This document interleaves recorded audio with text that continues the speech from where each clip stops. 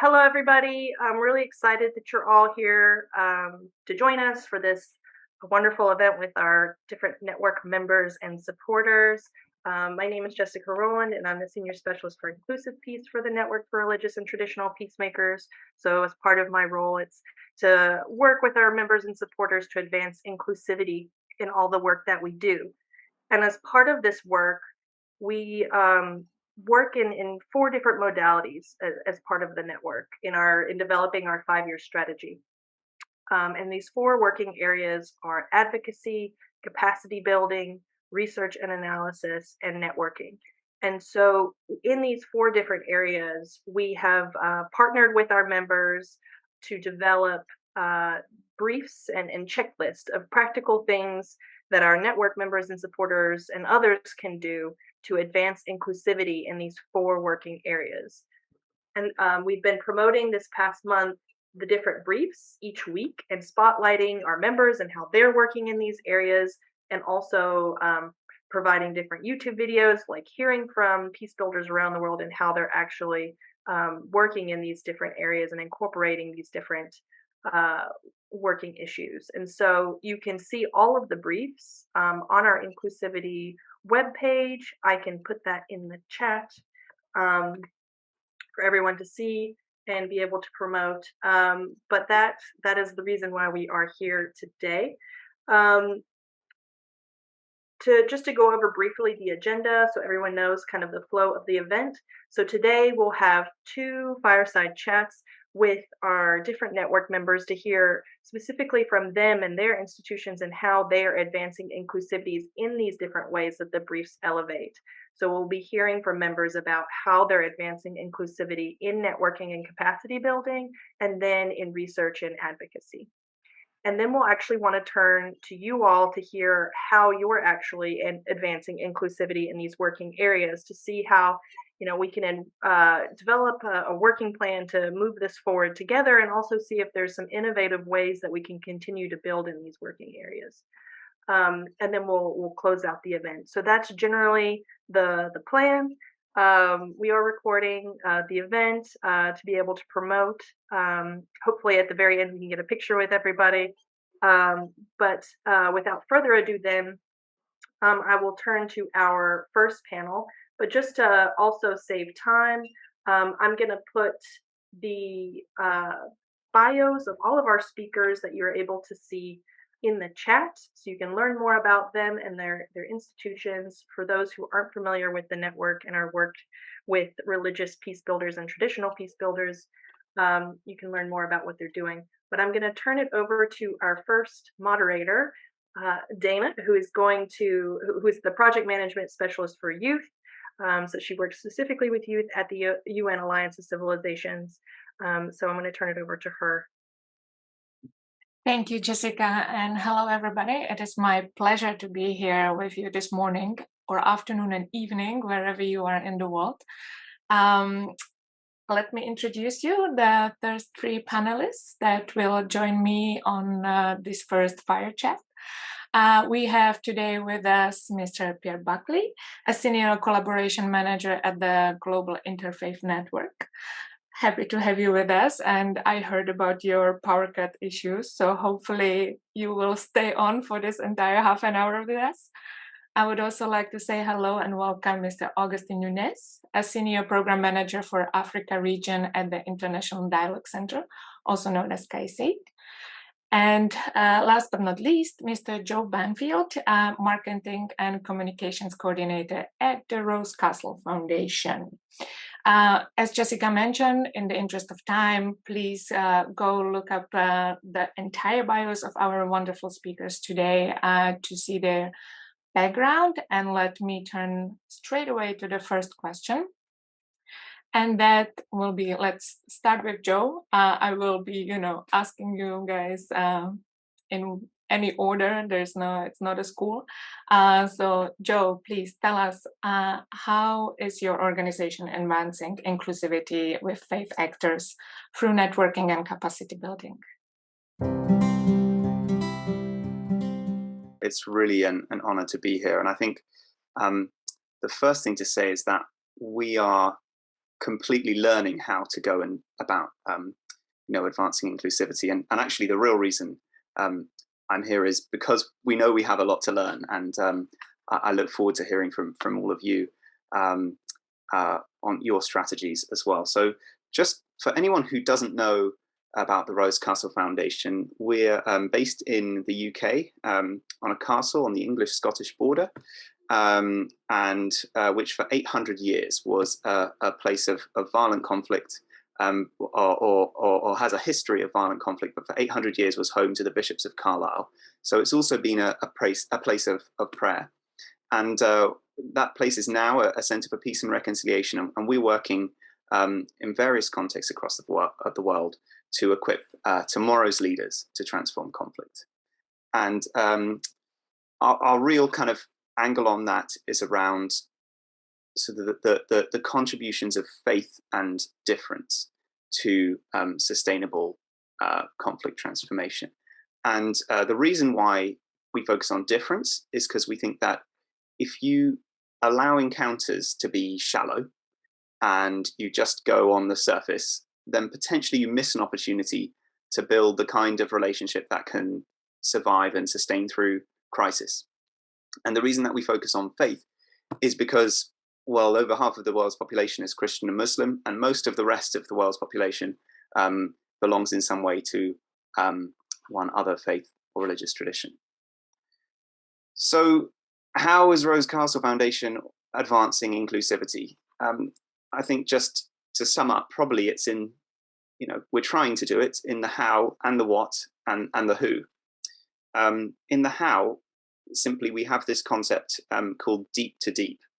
And deep to deep is really about a kind of quality of engagement when you're meeting across a divide, which says, in the framing of the space, invites participants to speak from the depth of their own whole person and character, their faith tradition, and to bring all of that into the conversation.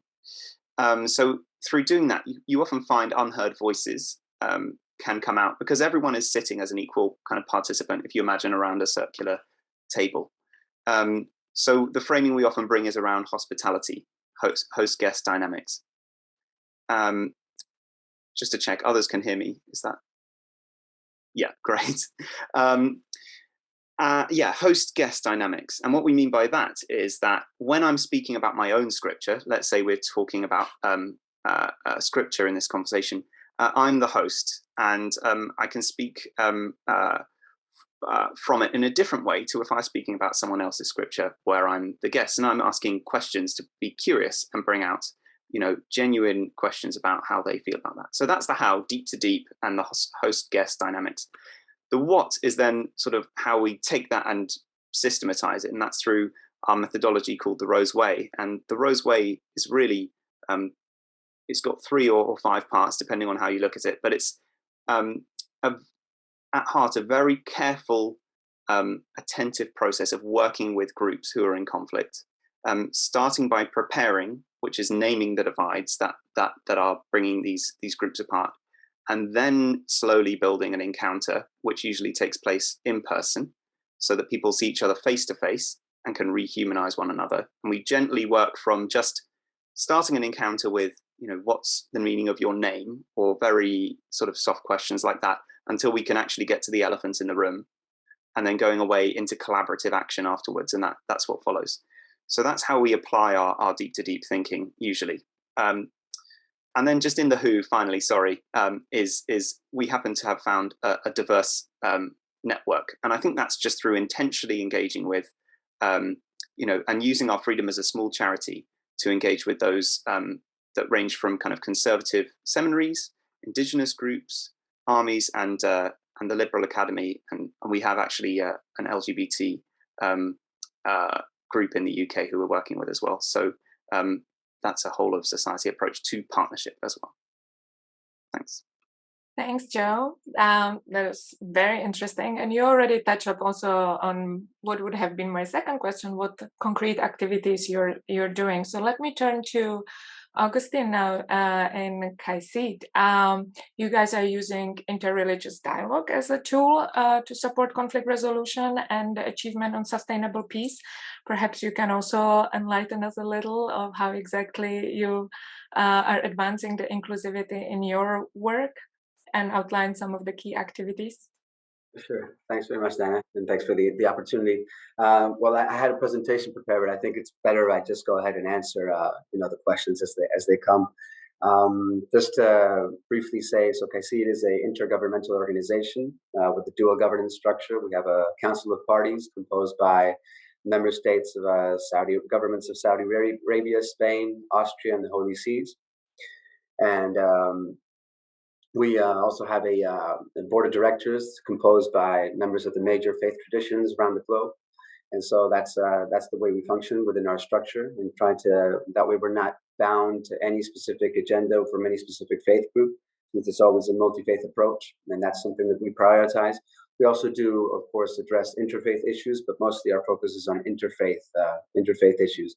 And it's always promoting interfaith dialogue to address a specific issue at hand, or to contribute to a specific topic of any development agenda. But I'd like to maybe talk a little bit about or bring it back to the strategic plan, the new one that we have for this year, which sees a vision. So the vision is a world at peace in which there is dialogue, respect, and cooperation among people of all religions and cultures. And so this formulation emphasizes that peace is conditional upon these three core elements: dialogue, respect, and cooperation among people of different religious and cultural backgrounds, and importantly, emphasizes the need for inclusiveness. And so the way Kaisid contributes to the realization of this vision comes through in its mission statement, which reads as follows. Our mission is to enhance individual and institutional capacity in IRD and ICD, that's interreligious, intercultural dialogue, to bring together religious and cultural communities and to facilitate their engagement with policymakers in order to address local and global challenges together with our global network of partners. And so it is within these two statements that we go ahead and insert our concept of dialogue. And so we understand dialogue, and this I think also will reflect nicely upon what Joe had mentioned before, as a process whereby people loyal and true to their own religious and/or cultural identities and their sources strive to use these in active, empathic, and non-judgmental listening in a compassionate spirit of openness and understanding. So hoping that dialogical process will lead to transformation of the other when engaged in this kind of conversation. And in terms of inclusiveness, we try to bring everybody to the dialogue table and to ensure that all voices are listened to and heard within a safe space whereby people's opinions and perspectives can be easily expressed, and there can be a true exchange of ideas and understanding and reflection. And so within that, we strive to create inclusive and effective platforms and partnerships, or you can also call these networks, and building a powerful infrastructure to connect, empower, and encourage actors committed to the use and spread of IRD and ICD. And this provides a framework for sustained and institutionalized exchange between several actors. So in our case, focused on religious actors, but we also want to connect them to policymakers, government authorities, international and national organizations, and other relevant actors, not only for the purpose of information sharing, but also to create collaborative structures. And so we always attempt to bring the religious voices and their perspective into the development of policy. So that way that policy takes into account the needs of these various communities and therefore produces and develops more inclusive policy. So that in a nutshell is our approach to or how we want to inject inclusivity across the work that we do. But I can talk a little bit more about the specific projects that we go into we do in terms of networking as well as capacity building. Thank you. Thanks, Augustine. Finally, Pierre, you're working in a very specific context down in South Africa. Why don't you tell us about that? Thanks, Dana. Good afternoon, everyone. I am dialing in from Durban today, and I'm really glad that I've made it. So Dana, to say specifically, actually, GIN as a network doesn't do much work in South Africa in this context. However, we work at a regional and global level. And so I'll speak about some of the work we've done here in Southern Africa, which is called Religious Dialogue Partners. And it's good just listening to Joe and Augustine that we're on the right track, that dialogue is the way. So we do this through two processes. One is we work with LGBTIQ plus communities who are Christian. They follow through a selection process, and we take 15 people at a time through a process of reconciling their gender identity, their sexuality, and their faith. And we prepare them also for dialogue with religious leaders who are represented within Christian councils in Southern Africa. And so it's called FOKISA, which is the Fellowship of Christian Councils in Southern Africa. So we've now been doing this work for the past 5 years in Southern Africa. And I'm very happy and proud to say that we're now replicating and duplicating this in other regions. So I've just returned from the Caribbean and Latin America, and we're hoping to really pilot and prototype the same concept in other regions, because we've seen that it's worked well in Southern Africa. So with the recent repeal in Botswana, with laws in Mozambique and Angola, very often religious leaders, which I suppose speaks largely for most of the global South and East regions, they hold more moral ground in society. And so we've seen that when religious leaders start to speak out for the human rights defense of marginalized and vulnerable groups, that the legal framework, which is largely guarded by politicians and the jurisdiction, they also start to be convinced that laws need to be changed, and the protection for such communities needs to be upheld. So that's for LGBTI individuals, which is called Religious Dialogue Partners. Then we've created a training manual for religious leaders within the Christian councils, which is called One Body, and taken from the scripture that we all are one body, and we all are made in the image of God. And so this stems back in this context from the pandemic of HIV and AIDS, and so we've stemmed from that, moving into gender-based violence, and also now finally including gender and sexuality in the manual. And so explicitly, we take texts from the Bible that may relate or speak to any forms of sexuality and stories, and we work through with religious leaders on talking and being centered around how can we have constructive dialogue and changing the language from weaponizing scripture to rather creating affirming and inclusive scripture. And so this is a layered approach, and so that's the first entry point. And of course, these religious leaders are also individuals who are willing and open to such discussions, and so they go through a selection process. And from those two trainings, we bring these two groups together, and they come into a dialogue. And from that dialogue, which you can imagine is extremely challenging, individuals form teams, and they form teams in terms of one LGBTI person and one religious leader, and they then go into their communities together and hold dialogues like with your youth groups, your mothers groups within churches. That some of them have stemmed out into healthcare facilities, police stations, and places of learning. So it's just sort of it just rolls out depending on which context you come from and what's most important or what's the lowest hanging fruit. That's what we've seen. I must add that despite making it sound really simple, besides these two sort of programmatic areas that have modules that support it, we also obviously provide a lot of mental health and wellness care around these programs, because individuals are often triggered and re-traumatized by having these conversations. And so we do offer space for health and safety. We do have a lot of pastoral care through religious leaders who are extremely sensitive towards this.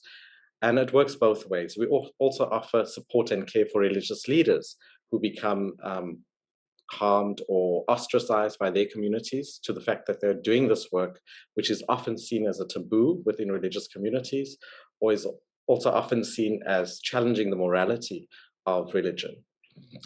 So yes, I'll stop there. Thanks, Dana. Amazing. So moral of the story from the first question is dialogue is the key. I am wondering, like, this has been all very interesting to hear what you guys are doing in your respective organizations, countries at the national, regional, or even global level. But I can imagine that it is sometimes quite tricky to mobilize the faith community around these issues.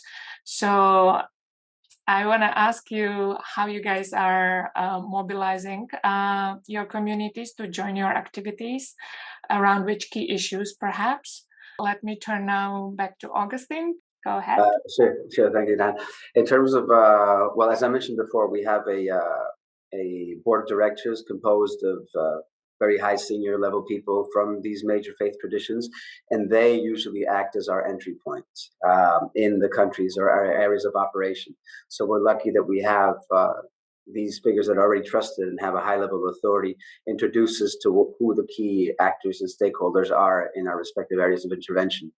And for example, in the CAR, which is one of our focus countries, Central African Republic, we work very closely with the PCRC, which is the biggest interfaith platform there present on the ground. They cover the 16 prefectures with antennae offices in all 16, with their secretariat being held in Bangui, in the capital. And it is through our direct connection with them through, for example, one of our board members made the original introductions to say, in this specific case, the Cardinal Zapalinga, Cardinal of Bangui, that we have access and we already have in a sense of a pre-level of trust whereby we can actually connect and operate with some confidence there. In Nigeria, where we also helped develop the Interfaith Dialogue Forum for Peace, which is the IDFP. It's the most inclusive and largest platform composed of over 100 religious leaders of Nigeria. It was a similar process where we had a specific entry point that we communicated with and started sort of working up the trust and slowly all trying to make the process as inclusive as possible. So you want to gather as many voices as possible and make sure that you pay equal attention to the various communities that are in the area of operation. But again, we have that sort of that this is the interesting thing about the organization, because we have both a governmental structure, and so we have access to the embassies when those embassies are in place in the specific countries where we operate, and we can go through. We have that track with the government representatives, and then we also have the religious leader, religious actor track with our board of directors support. So that's in a sense how we've been getting access to the areas where we've been intervening so far. Thank you. Thanks, Augustine. What about you, Joe? How are you mobilizing your community? Thanks, Dana. Well, probably to echo Augustine actually on about the central importance at any level of trusted relationships as our entry point into mobilizing things. So, we work with a wide variety of people, I would say, from, what you've described, Augustine, as the most senior religious leaders and heads of government and things like that, where trusted relationships are absolutely crucial. But it's the exact same thing along the line at the grassroots. And I've talked a bit about how we apply our work, but I wonder if I share just one example of a group we've been working with for the past 12 months in Liverpool. Actually, they're an interfaith group, and we explored with them over a series of Roseway programs how hospitality can be used to cross interfaith divides in Liverpool. And since then, on the day after the International Day of Peace, a group from the community brought together faith leaders from their own local neighbourhood to share the work they're doing to support people in Liverpool, especially around things they're already doing, food provision for communities who are struggling to afford food with the rising cost of living. And the faith leaders are planning to continue this meeting, basically using the tool of scriptural reasoning, which is one of the central tools we use as a method to build strong relationships across difference, with each of the places of worship who are involved taking it in turns to host the group. And this is just one way that leads to sort of more connected faith communities on the ground, as well as a more efficient kind of food provision network for the community as a whole. And I guess the key is that, at the grassroots, these community groups are already there, and they already have are established, and every piece of potential to do that. So it's almost through the engagement and creating the space to convene and bring together, and to bring that lens of scriptural reasoning, of hospitality, of deep to deep, of faith and difference, that then gives, a reframing of the language, and then mobilizes action within the community, which totally comes from the community itself. Thanks, Joe. And then obviously, Pierre, same question to you. I can imagine that in your case, there are a lot of sensitivities. So please tell us how you mobilize your community. Yeah, so we literally just go to the houses and pull them out by force. No, I'm kidding. So I must add, so the religious work, the one that I spoke about, it's done through a selection process. So we are also quite similar to the Peacemakers Network in our the structure, or the way we set up. And so through our membership, we do send out a call for application and for people to be recommended into this process. The other strategies that through anchor organizations that we know that exist in the contexts, then we reach out to them and we ask them to spread the word for individuals who they think may be interested to participate in this process. So that's the one arm. The other arm that I didn't mention earlier is the work that we do at the UN, in the UN spaces. And so we do take a similar space in bringing in high-level engagement individuals. And that's done through a colleague of mine who's Yahya Sahidi, who's based in Brussels. And we are just starting up a satellite office in Geneva. And that's mainly because we've been able to, since last year, get ECOSOC status. And we've been aggressively participating at that high-level engagement end, because we also recognize the power and influence that has. And we have side events at the UN, mainly through the Human Rights Commission and the Commission for Safety of Women, really holding side events to speak about the importance of this work and the overlap between faith and sexuality and gender issues. And when it comes to that high level work, it's also done through recommendations. So people would speak to us through networking with our members and say, has Jen spoken to person X because they seem to be interested or keen and want to know more about such work, and we reach out to them. So there's quite a lot of back and forth in which individuals come into the work that we do as a secretariat, and through the members. But there's a lot of, I'd say, checking, before engaging directly, because we also recognize that in certain contexts, this can get a lot of backlash and actually cause more harm than good. So we always are cognizant of that and really follow what individuals say from their context, from their lived experience, what is most appropriate. And so I did see Abel, and I was writing you a long answer to your questions. I'll just answer it here because it's quicker. To say, yes, the resources are available in different languages. So currently, for the religious dialogue work in Southern Africa, it's available in English and Portuguese. And that's primarily because the Southern African context speaks to those two main languages. In terms of localizing the work with our partners, there are resources. One of them is called Twelafelo, which translates as hope. And these are stories that are documented in local languages, so several local languages written by individuals who have gone through these two processes. And you can also find that there is a link in the bios that Jessica would share. And you can find this also on our website for information. We are very open as we extend the work now to the Caribbean and Latin America, and we'll soon, in our next probably 2 or 3 years, go into Asia. We are really keen, and if there's anyone here, to assist us with translating this work or making the work suit the context, we're really open to that. Thanks, Pierre. Okay, we're almost running out of time, so let's wrap up this first fire chat with the final sort of quick recommendations or sharing from each of you the best practice that you would share with the audience, and perhaps recommendation of how to address the challenges that you described in your presentations and in your work. Pierre, I'm going to bounce it right back at you to have the first final word. So from my experience in the work, I think, and it sounds like I share very similar sentiments to what Joe is doing, is that we need to speak more to each other, and we need to speak from a place of listening, not from a place of waiting to respond. And so also very important in the GIN processes, in the methodologies, is about listening, and also meeting people where they are, and recognizing there is a lot of beauty, there's a lot of stuff about difference, but of course there's basic things that unite us, that make us human.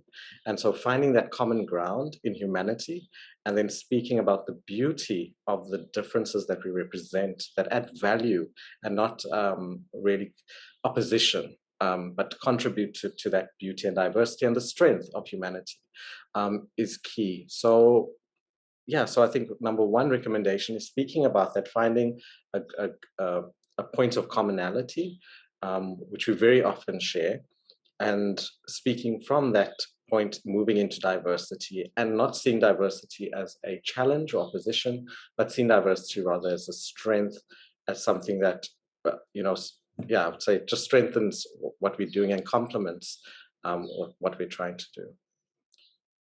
Thanks, Pierre. That's beautiful. Joe?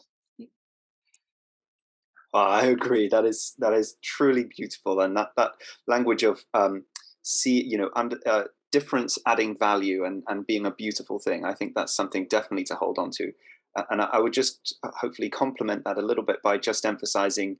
Probably if I could emphasize one thing, it would be the value of storytelling, and not to lose hold of the value of storytelling.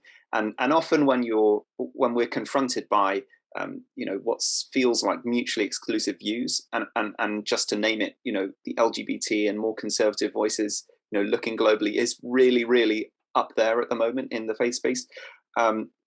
Just moving from the rhetoric around identity into storytelling from our individual experience, we often find is the most effective way to reveal that beauty of the difference and to add the value.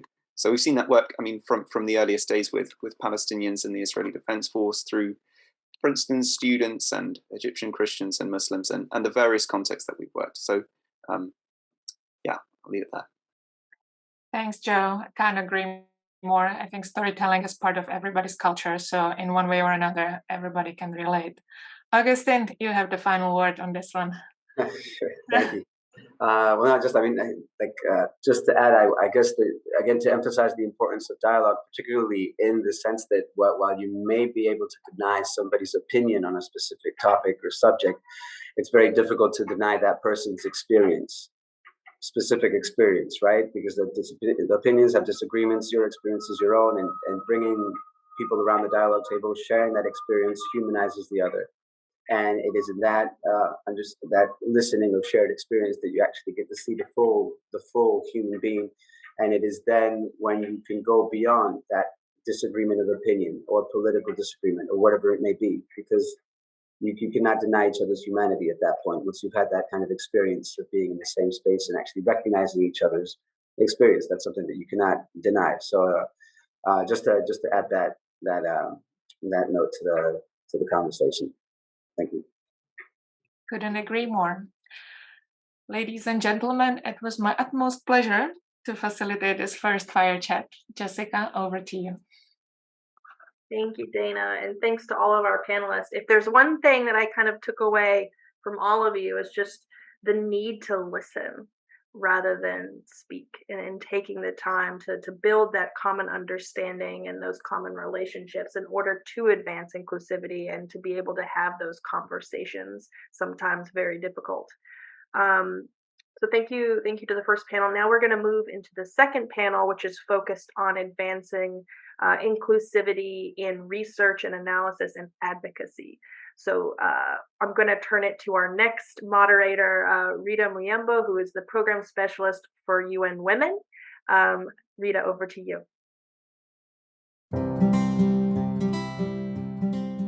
Thank you very much, Jessica. And thank you so much to the first panel.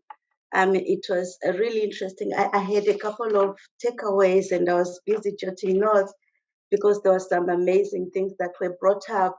Speaking to each other, of course, Jessica said, listening and meeting people where they are, which is so important, common ground, beauty in diversity, value in storytelling, and you can't deny someone their experience. Completely amazing, and very linked to our next panel, where we are going to look at research and advocacy, which is a very difficult space to be in. And so I'm really looking forward to hearing what the next panelists are going to be saying around those kind of issues. So we do have similar questions to the first panel. And I would really ask the audience to also put in your experiences in the chat. So, because I know there are many researchers, there are many who are doing advocacy. So your experiences, I know we're going to go into breakout rooms, but your experiences would be very important for those who are presenting to also hear. So thank you as well for just sharing this space with us. So let me just start by going to Amy, and Amy is going to just briefly talk about her organization and the work that you do, and just asking you, Amy, to sort of share how you're using an inclusive approach in your research and advocacy. As you are talking, it's also to bring in the challenges and some of the successes that you've had in your work. Over to you, Amy. Thanks, Rita, and thanks for having me here today. It's really interesting hearing from everyone and meeting members. So Conciliation Resources, we're a peace-building organisation. We aren't faith-based, but we work with a lot of different groups, including faith leaders, people of different abilities, Indigenous groups, youth, women and girls. And inclusion really is at the heart of all of our work.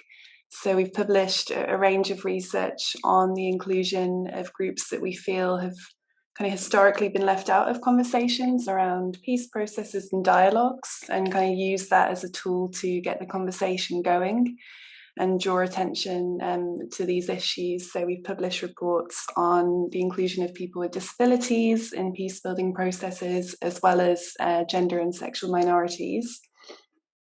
But I think what I wanted to talk about today really is how we use research in terms of our programming.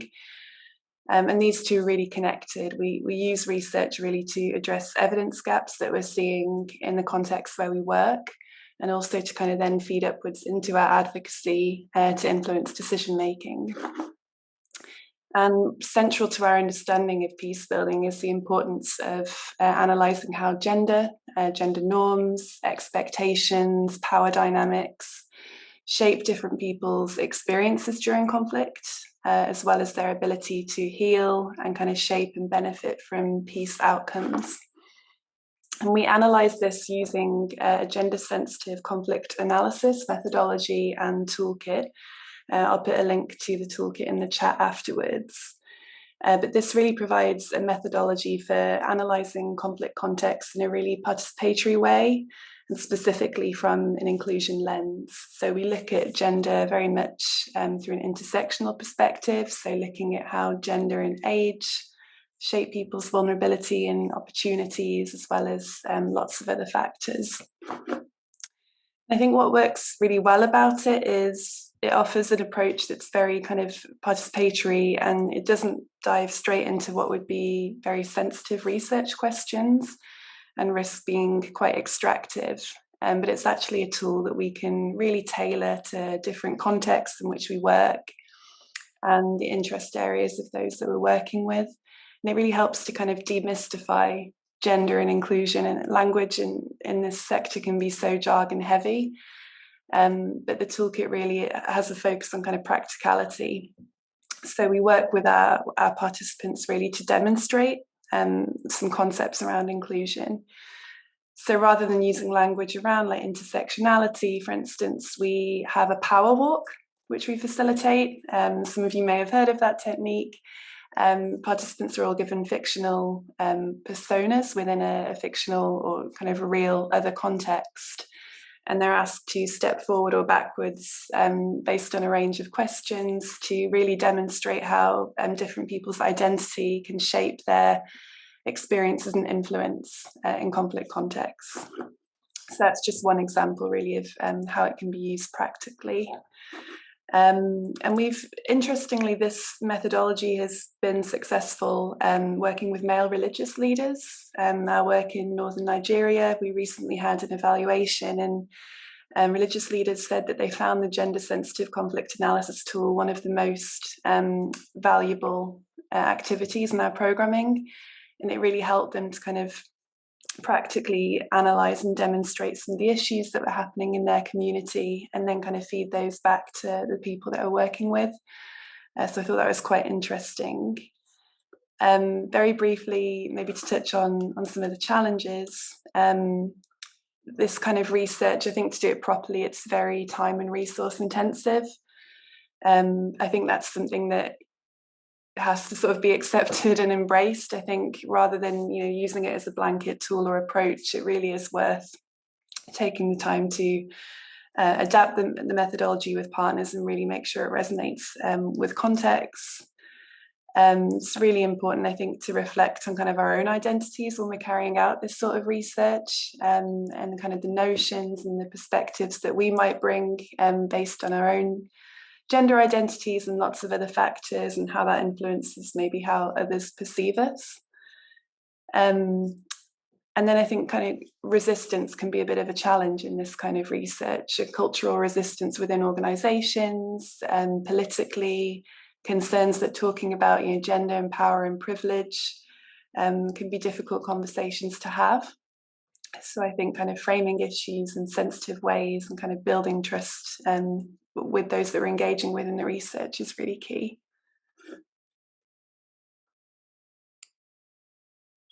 Thank you so much, Amy. You brought up a number of things I think that are quite critical and some things to be cognizant of. And please do drop the toolkit in the chat. I think most of the participants would really love to look at it. I think one of the important things that you brought up is bridging the gap, especially looking at those who have been left behind. The methodologies that you use in terms of them being participatory. I love also the way you mentioned language justice in research, because there's a lot of jargon and we always expect people to know.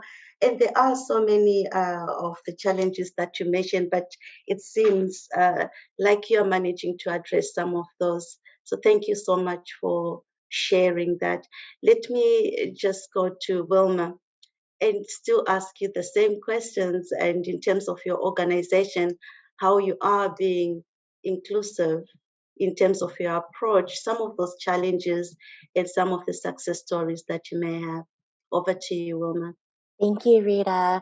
Thank you everyone for participating in this webinar today. It's an honor to chat with you. So I work with the World Faiths Development Dialogue, and we are not a religious organization, but we work at the intersection of religion and development. And what that means is we tackle a variety of issues all around the world, specifically focusing mainly on Southeast Asia and in West Africa. So we do a fair amount of research because we are also trying to fill a knowledge gap. When we look at an issue or we're brought a problem, we often ask, what does religion have to do with it? And really in asking that question, we're trying to find out how can we strategically engage religious leaders in our work and to encourage that strategic engagement in others' work. So in our work, we're very cognizant of where we stand and how to bring in the local voices from the beginning. So when we are choosing which partners to work with, when we work with our partners, we engage with them from the very get-go. We do a lot of listening, as was mentioned in that first panel, and we definitely let those voices stand out. Working with religious leaders, we're often working with men. So we make a point to bring in different voices, women, youth, into our programming. So, for example, I mainly work with a group of interfaith religious leaders in Senegal, and we work in family planning, which is not the easiest topic to broach with religious leaders. And when I first started to work with them about 7 years ago, we were talking about religious networks and how do we approach this work in a very inclusive manner. And we heard a lot of, oh, there's not a lot of women in this work. We would have to, go on the ground and search for these women. But come to find, there was a really robust network that already existed of religious women who were ready to be mobilized, who were ready to engage in the topics that we were discussing. So that really opened up our eyes to, the limitations of working with certain partners and the voices that weren't being heard. So when we continued working with them, we definitely invited a lot more of those voices in to make sure that we were hearing from them. And one interesting point in working with these group of religious leaders on family planning, something that we heard a lot was there is a time and a place to include different voices, or we're not ready to engage on that topic yet. About 5 years ago, there was a big push to youth and adolescent reproductive health, and our religious leaders weren't ready to engage in those conversations at that point.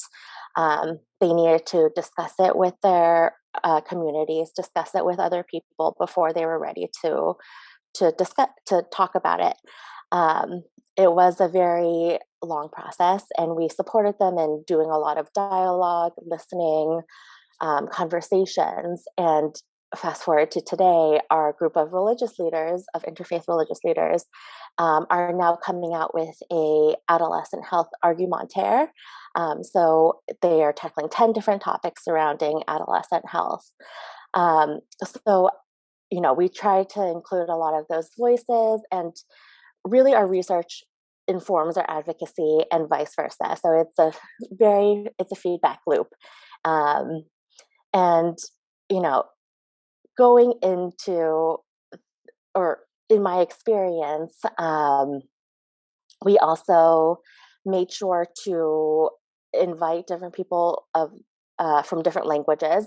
When we produce our research, we try to translate it into at least 1 or 2 local languages, if possible, just to make sure, because we want to make policy recommendations to higher levels, but we also want to make sure that people working on the ground agree and listen to our research as well. Yeah, that's a little bit of our background. Thank you. Thank you so much, Vilma. And you started by saying, what does religion have to do with it? An extreme critical, I think, question that we normally overlook. So in most of our research. So thank you so much for bringing that. And also your focus on local voices, extremely important in recognizing what already is on the ground. I think when you spoke about existing networks that are already working on the ground, so just recognizing that, extremely important. And the issue of family planning, I don't know how you do it. I think, there was a question earlier on when somebody was asking, some of the challenges and the resistance that you get on the ground. So thank you so much for bringing that up. And the issue of also translating, I think Abel asked a question earlier on around translating, into different languages. So thank you again for bringing that up. Let me move on to Surav. And Surav, you've heard all this. And from your perspective as well, what has been your approach? Over to you. Thank you so much, Rita.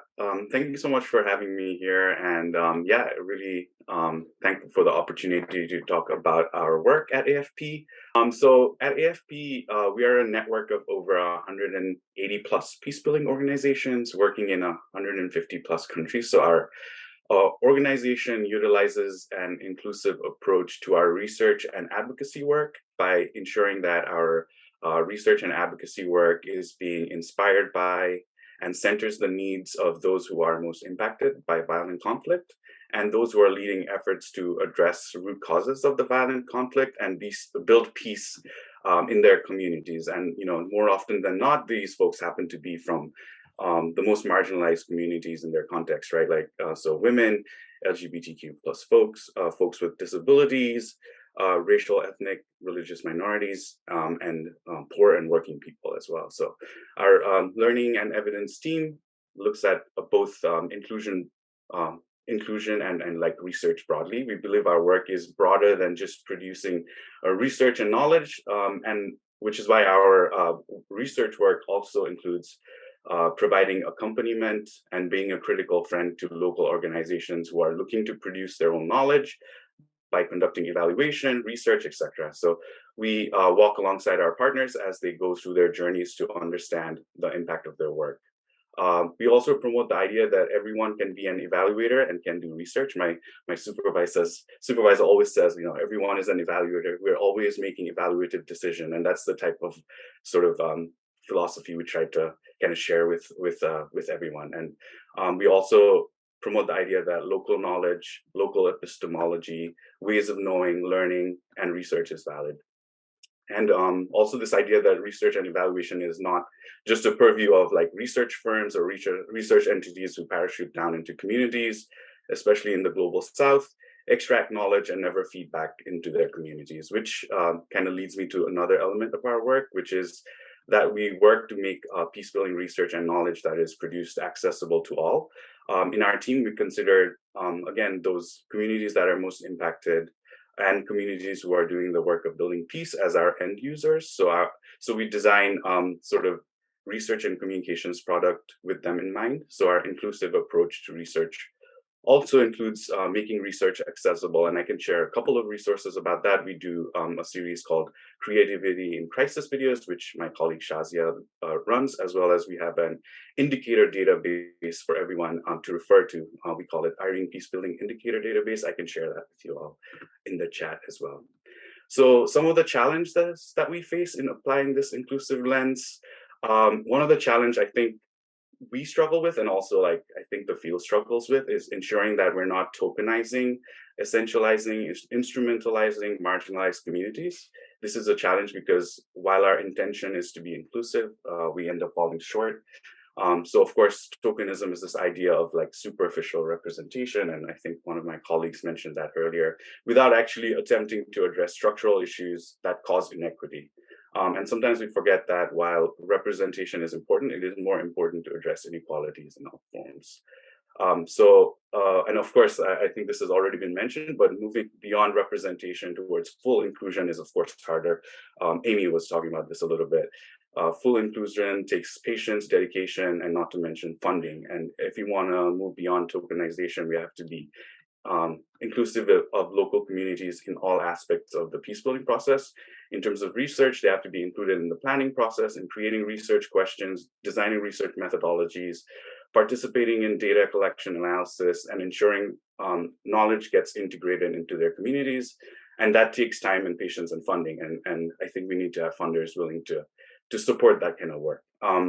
And a really quick example, I wouldn't say it a success. It's still a work in progress, but I actually have the privilege of working with several grassroots interfaith organizations who are leading impact evaluations of their programs. And I'm really happy with sort of the role that AFP plays. We're not part of the evaluation itself, but we facilitate a learning community for organizations who are doing this interreligious dialogue work. And through this learning community, we provide accompaniment, technical assistance and support, relevant resources.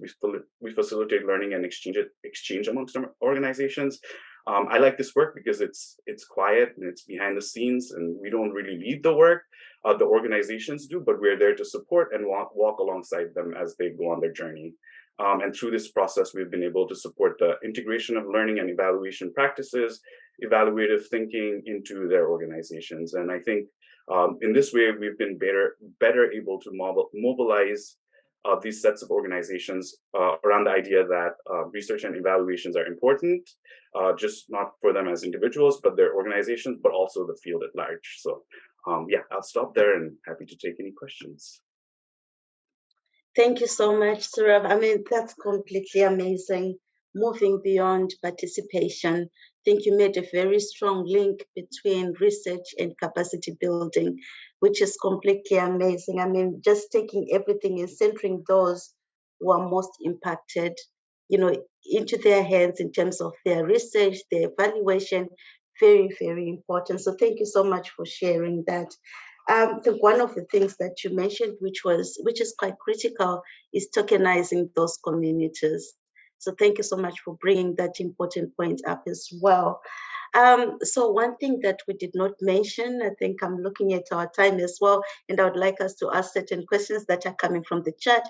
There was a question from Joe, I think, and that is, I think, for everyone in the audience, for you to also address that issue, because it's a challenging one in terms of finding and working with translators. So please drop in the chat as well some of your ideas around that. I just want to go back to those on the panel to talk about the advocacy part. We focused a lot on the research, but what have been your challenges around advocacy?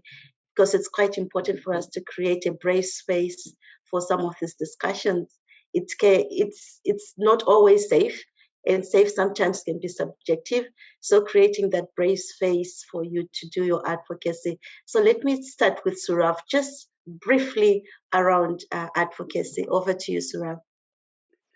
Sure, yeah, and I think it's very similar. And personally, I can speak less to our advocacy work because I'm not as involved in the advocacy element as my colleagues in the policy and advocacy team are. But I think again, it goes to the philosophy of like what are the needs of the local communities that sort of trickles up, or I don't think there's a trickle up, but that moves up to the field, right? So we try and address some of those needs. And again, I think the challenge comes in making sure we're listening to everyone, and that idea of listening and consulting all, and not just sort of representatives, right? Like listening to sort of people of faith who are of LGBTQ are in the LGBTQ community, and who are often sort of the most marginalized population, and that takes time, patience, and those kind of consulting work in advocacy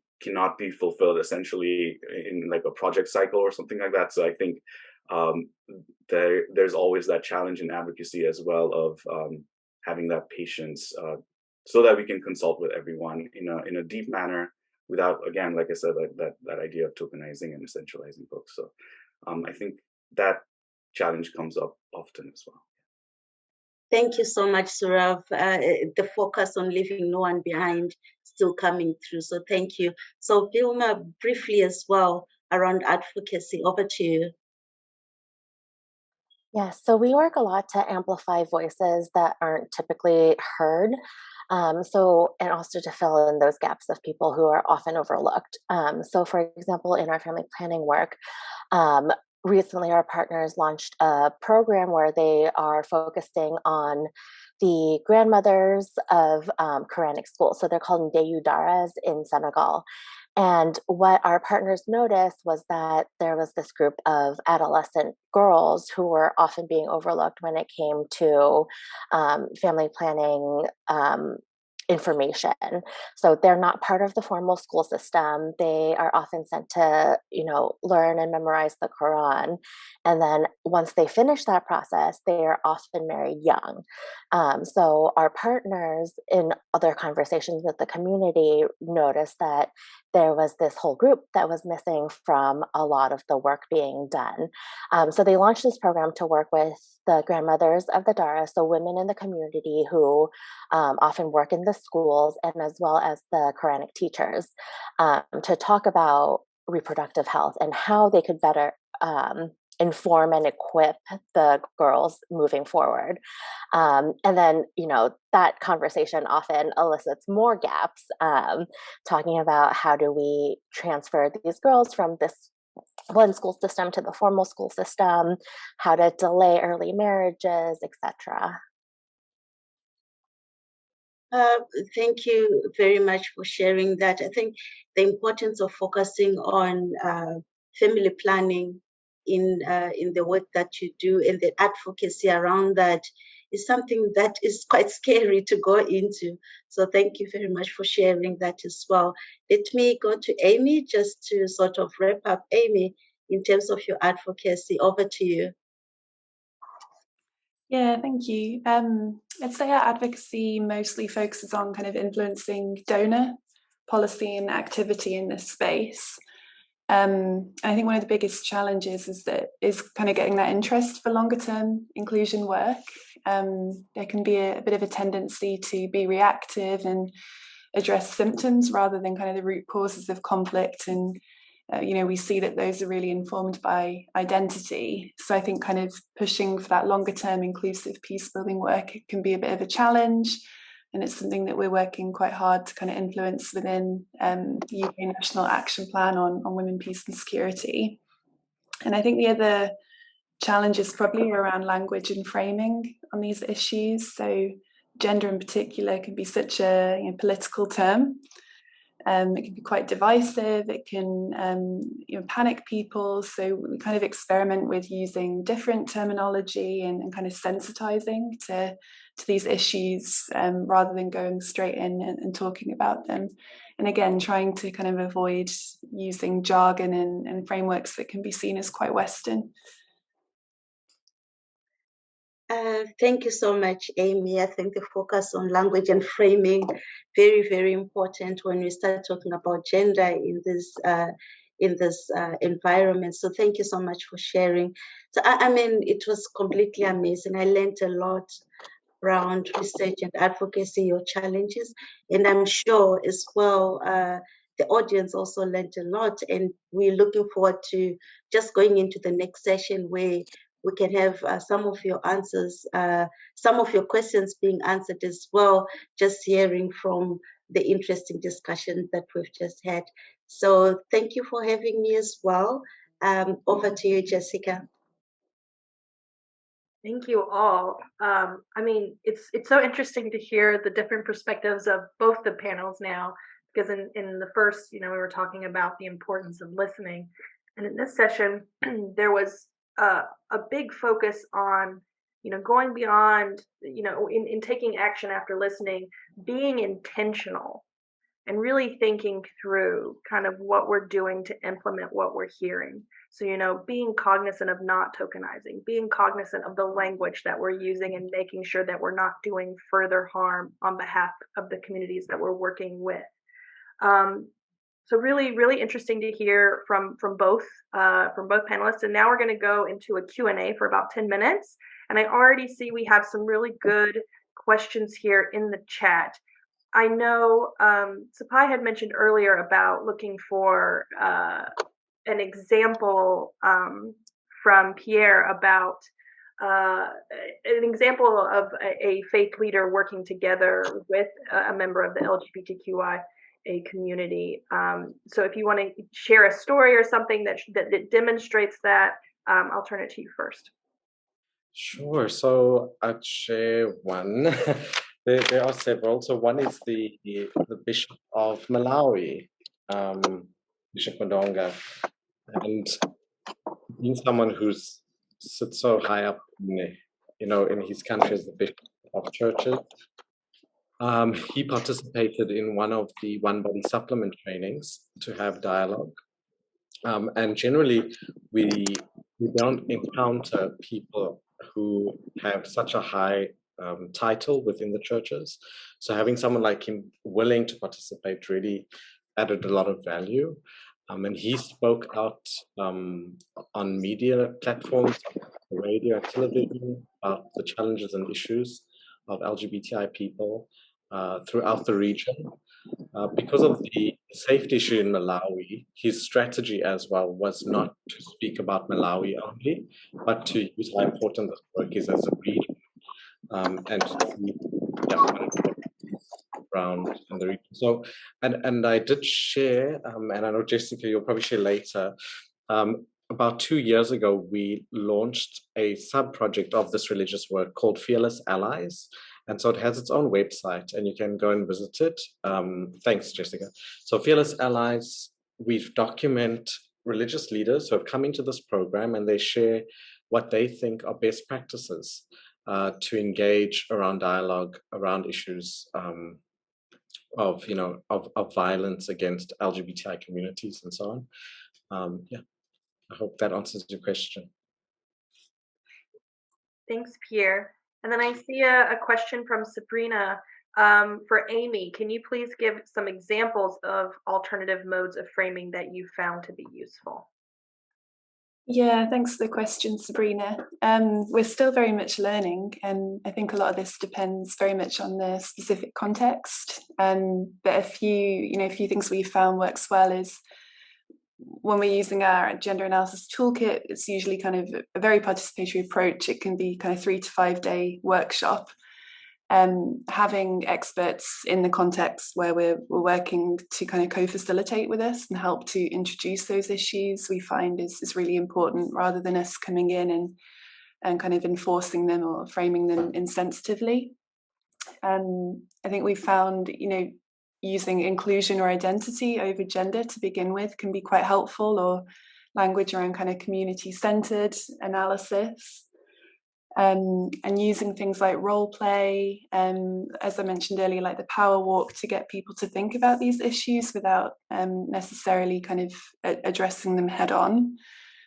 And another approach we found quite useful is using case studies from our other contexts where inclusion of a certain group has actually kind of strengthened our peace building work, and kind of using that to demonstrate a bit more practically and less contentiously in another context why that approach is important. Thank you, Amy. Another question from Abel. In working with religious and traditional leaders, what have been some of your best practices in being able to convince them to change some of these community and social norms that are also being enabled by discriminatory laws? So I think, it's a little bit broad, but I'll give it to both Augustine and Wilma for both of your working areas with these populations. This is a great question. So we definitely, in starting this work, we did a lot of visite de courtoisie, which was to visit the high-level religious leaders to just inform them of our work. We weren't asking them to make change right then and there, but just to talk to them about our approach, who we're discussing with, the topics, so that they weren't hearing it from media saying there's this interfaith group of religious leaders talking about family planning. So we definitely took a top-down and bottom-up approach. So we worked with communities and local imams, but we also went to the heads of the different religious groups. And slowly, as we were doing different activities, we continued with the visite de courtoisie to keep them up to date. And slowly they were, in the beginning, they were a little bit hesitant. They weren't against our work, but they weren't exactly supportive. But as they saw more of it in the communities, they heard the radio spots in the different local languages, they saw the different interfaith religious leaders, on panels on television, they then recognized the power of the work and were definitely more on board after that. Thanks so much. No, just to add, I think some of you really have your work cut out for you, particularly when you're dealing with sensitive issues like LGBT community issues, or as you was saying before, Wilma, the family planning. We have not had to tackle such contentious issues, because usually what we do is we work within the larger development framework that's existing and with a specific context. So, for example, in the CAR, there's the national Bangui National Forum, and that set out and outlined certain requirements for future sustainable peace within the country. And then the religious leaders, we will empower and facilitate their position as mobilizers of their community to contribute to that specific plan of action. Another example is the National Plan of Action to prevent hate speech. So we in collaboration with the UN Genocide Prevention Office, we brought them over to Bangui, and with PCRC, the main interfaith platform, we created a network of journalists sensitive to conflict to teach them how to respond, how to report in responsible ways in the current context, and linking them with religious leaders, which in many cases are the only people on the ground left in certain areas where the violence has peaked. Generally, there's no local authority, there's no international community anymore because the situation is too dangerous. It's too much of a high security risk. And who remains on the ground is the priest, the imam, and the pastor. And so connecting these people, in this case, as a legitimate source of information, because they were already together with the three of them, in this case, from the major faith communities working together, was a good way to support responsible reporting in this case. But again, we always what we usually do is try to empower them to facilitate and promote the implementation of the existing national framework, whatever it is, whether it's a peace development framework, peace reconciliation framework, or a specific plan of action at the national level. So that's how we usually tend to engage religious leaders. Thank you. Yes, thank you both. So we have one more question that Sabrina also raised that I will give to Joe and Saurav, and I'm going to frame this a little bit more broad, but a lot of the questions I'm seeing come in are around tactics of ways that we're engaging our different communities. And so if you could speak to, if you've used, whether it's arts-based, maybe it's sports or any other kind of, besides, the dialogue approach, other types of tactics that you're using to promote inclusion in your work. I'll pass it to Joe first. Thank you, Jessica.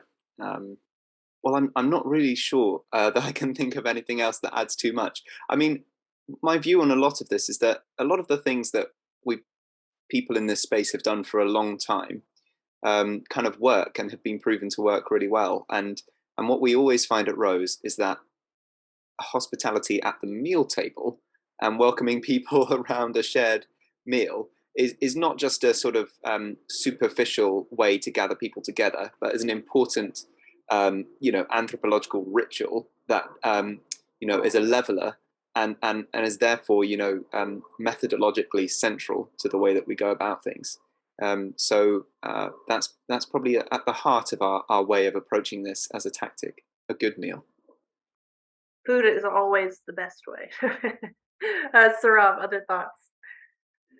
Yeah, we're a network organization, so we don't implement sort of programs on the ground, but as someone who is sort of engaged with organizations that do that, yes, I have seen that done, and then I've also seen research around that, which I'd be happy to share. There's one particularly great RCT or randomized control trial based research about sort of interfaith soccer teams in Iraq and whether that increased sort of social cohesion.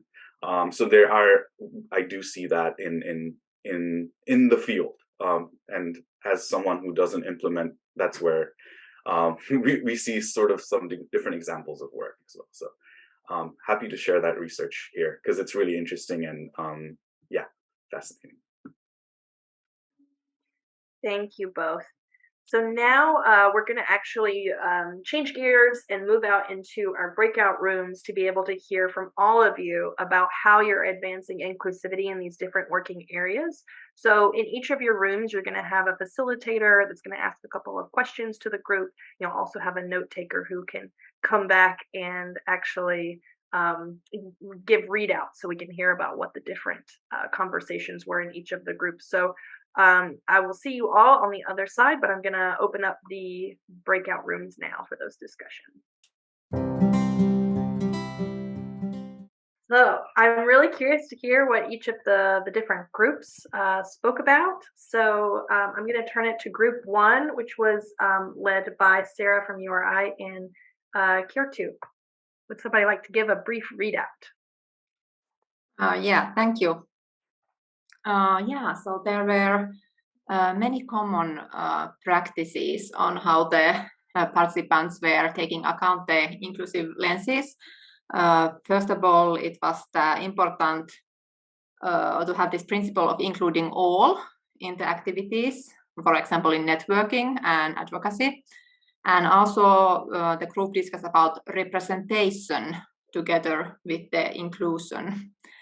And then there was the idea and practice of bringing together policymakers and then religious leaders, or for example minority group representatives, that they can discuss together about their needs and then create more inclusive policies together. Then the second question, our group didn't discuss that much, but one idea came at the end of the discussion that, for example, more focus could be in including people with disabilities in the boards and decision-making bodies. So that was one concrete example in this regard. And then we talked a lot about the challenges that the group members face in the field and in their work.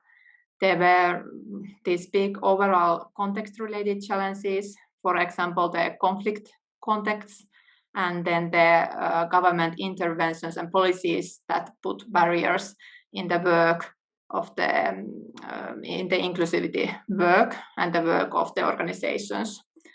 It was brought up that in many contexts it's difficult to implement inclusivity efforts, as for example minority groups face violations, and also in some contexts it was difficult to ensure the representative and inclusive participation when there are majority groups who would like to divide the spots based on the proportion.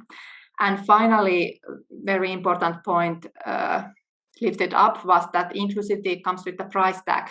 There is not always enough budget for extensive inclusion in grants. So this is a brief readout from our group. I like that. It's going to be my new slogan of the year. Inclusivity comes with a price tag. I'm going to take that back internally to the secretariat at the network. Okay, from group 2, Kutsuna Mutamba, Youth for Peace and Development, was facilitating with Gina. Thanks, Jessica. So we had a lot of actually similar points from the first group. So in terms of how we are using an inclusive lens, so in terms of for capacity building, there's a sort of a brainstorming that's had together with the participants on how to increase inclusivity, and then also like focusing on changing sort of attitudes and stereotypes and concepts, and agreeing jointly with people on why inclusivity is important for them. And then also there was a point on activities such as sports for peace and participation in traditional ceremonies as part of decision making. So working closely with local leaders on issues of inclusion and using a quota system to make sure that youth from all backgrounds are also included. In terms of what the members of the network and the broader community where they should concentrate their efforts. One was on when it comes to research, so having more research on religious scriptures, doctrines, and not excluding conservative factions of the community or conservative leaders as well, and advocating for extending spaces for faith actors as well, so that they feel included at different levels of engagement, and also noting that often online spaces, which is where like advocacy and networking is happening these days, might not be very inclusive spaces for religious and traditional actors who are more who are more comfortable with their communities, and also for women as well. These spaces are a factor in terms of ensuring inclusivity. And then a point that was raised was the need to address inclusivity within our own organizations, and also looking at how does sort of the theory or how did the doctrines maybe translate into practice, because many times the doctrines or the scriptures, etc., might have the positive messaging that's in line with what we envision, but then when it comes to actually practicing or implementing that, there is some sort of gap. So this was a bit of also, kind of like, how do we do that and ensure that in our own organizations, which are faith-based, that we are also following these principles. And in terms of networking, we need to reach out to both majority and minority religious sects, and kind of separate out some of the minority groups that are even within other minorities. So for example, in Africa, all indigenous, African religions are sort of grouped together under one umbrella of African traditional religions, even if they are quite different from each other. So kind of looking at the differences within then minority groups as well, not lumping them all together. And then challenges that we face in the field. So one point was the need to support research on various traditions and religions, and the lack of quality data is drawing back advocacy and inclusion efforts. That was also raised previously. And then the other point was on funding, which was raised by the other group, that when it comes to inclusivity, maybe now we have, there is awareness of including women and youth into maybe calls for proposals and peace building, focus on peace building, but still religious actors are quite left out. And there are only very few calls or donors where, you do see mention of including religious leaders. So unless the conflict is, an overly religious conflict in itself, or that's how it's perceived, then maybe there might be that.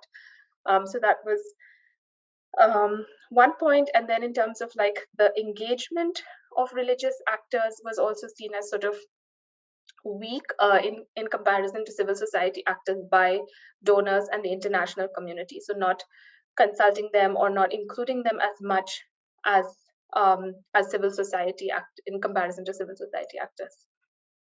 Yeah, that was about it.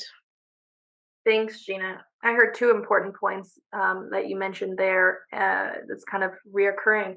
The need to focus on inclusivity and the point of kind of the broader secular realm and the faith realm, and making spaces more comfortable for both to be able to empower each other in the work that they're doing. And also the important point that you made about having that intra perspective of looking internally within our own organizations to see how we can be more inclusive from that perspective. Group 3 was led by Nyasha Freeman from Youth Innovation Center and Tris. Thanks, Jessica. So I'm happy to read out from our discussion. And so for the first question, with how their organization has been utilizing inclusive lens within their work, the group has shared, like within their organizations, using research approaches that are centered around specific issues within their communities for a more inclusive lens. And then also Pierre gave a good example of how their organization uses really utilizes their membership to really garner different perspectives, because of course, like different organizations work on different initiatives. So having those like networking opportunities to discuss more honest and addressing more sensitive issues is important. And then also the group has said that like thinking about who is not engaged within the scope of work, and so they can cater programming or training opportunities to groups whose voices are not as prominent within their communities, and then using research within their organization to ask context-specific questions to kind of gather a more holistic solution approach. And then we also discussed that within inclusivity work, sometimes like we are given checklists, and checklists are very easy to accomplish, but rather we need to see like that as a challenge to include people within interfaith dialogue, and so we can like develop a deeper conversation. And then we didn't really get to the second question just because we ran out of a little bit of time, but for the second question,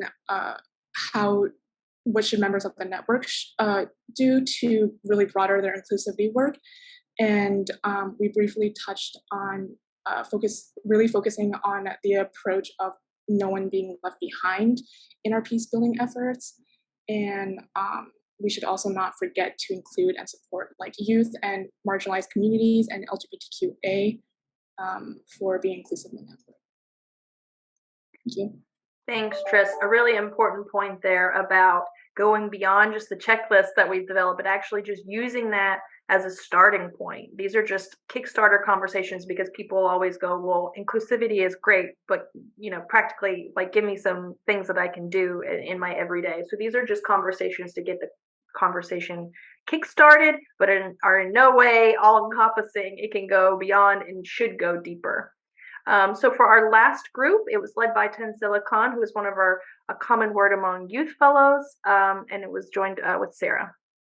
Thanks so much. I'm going to keep it quick because I know you all covered a lot of the topics that we also discussed, but just a few key points as well is that we need to review our own internal organizational structures to make sure that we are advancing inclusion, gender-sensitive approaches, and do no harm. Of course, that we know that we want to do these externally, but if we're not manifesting all of this within our own organizations, we're not going to be successful. We know that inclusion topics of different communities are still sensitive discussions, so we also need to ensure that we're creating safe spaces for these groups to discuss at the grassroots level. Of course, if we're not prioritizing safety, we're not going to get anywhere in our efforts. Things that we need capacity building to ensure that communities are able to understand the content. We see this even at the UN level where they're giving these great documents and resources, but there's just not the understanding or capacity at the local level to implement. So making sure that those areas are available. And then we need to also remember that at the end of the day, not everyone views inclusivity as a priority. So we need to support our collective efforts to influence donors, policymakers, etc., to put inclusivity on the agenda and ensure that it becomes a holistic priority for all. So those are some quick points, and I know it's 10 o'clock, Jessica, so I'll turn it back to you. Thanks, Sarah. And we can't stress enough that no matter what work that you're doing to advance inclusivity, safety and do no harm should come first. So thank you all for coming to the meeting. I've just put a couple of links, just a reminder of where the briefs are for you to be able to share internally, as we've heard in promoting, and also externally. But also in furthering this discussion, if you haven't joined our inclusivity-based community of practice working group, please do. I've put the form in the chat. The next meeting will be our last of the year, which will be on October 25th, focused on how members and supporters are addressing gender-based violence in preparation for our 16 Days campaign in November. So thank you all again for coming and participating and giving your time. Thanks, everybody. Thank you, Sarah. Thank you, Jessica, and Thank everyone. you. Thanks, everyone.